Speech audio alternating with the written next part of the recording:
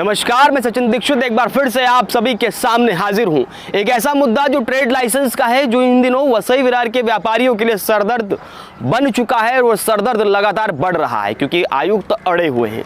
लेकिन सवाल यह है कि जो इस पर राजनीतिकरण शुरू हो चुकी है उसकी सच्चाई कितनी है। क्या इस पूरे मामले में सत्ताधारी पक्ष को राजनीति करनी चाहिए?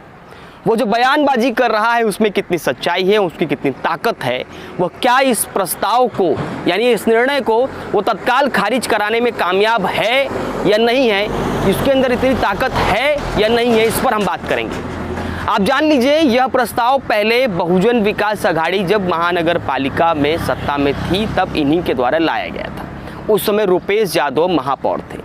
सवाल ये उठता है कि जब प्रस्ताव इनके तरफ से ही लाया गया था, हालांकि उस प्रस्ताव में वो पारित नहीं हुआ था, वो लागू नहीं हुआ था। कारण ये है कि उसे भेजना था शासन के पास और उसमें विचार विमर्श करके वो भेजते वापस और उस पर निर्णय होता। हालांकि इन सब बातों पर तो चर्चा हो चुकी है, लेकिन सवाल ये उठता है जब प्रस्ताव यही लाए थे यानी बहुजन विकास आघाड़ी के कार्यकाल के दौरान ही आया था, तो ये ड्रामा क्यों? हालांकि उनका कहना यह है कि उस प्रस्ताव में रिन्यूअल नहीं था, यानी कि 1 वर्ष ही महानगर पालिका को आपको ट्रेड लाइसेंस के लिए मूल्य भुगतान करना था।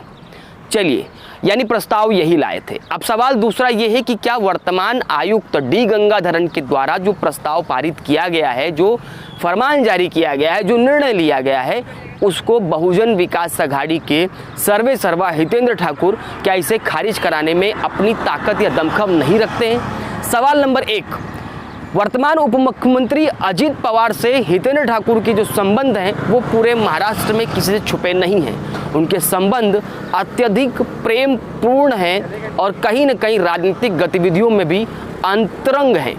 उनके संबंध काफ़ी करीबी माने जाते हैं। आखिर क्यों हितेंद्र ठाकुर अपने उस संबंध का प्रयोग नहीं कर रहे हैं? एक बात। दूसरी, 3 आमदार वर्तमान वसई विरार की सत्ता में इनका जो स्थान है, जो दमखम है, वो अत्यधिक पुराना है और उसे सब कोई जानता है। उस दमखम का प्रयोग क्यों नहीं कर रहे हैं? प्रतिनिधि मंडल जो गया था महानगर पालिका में और अतिरिक्त आयुक्त से बातचीत किया, उस बातचीत में तो ऐसा लग रहा था कि वो अतिरिक्त आयुक्त के सामने लाचार नजर आ रहे हैं।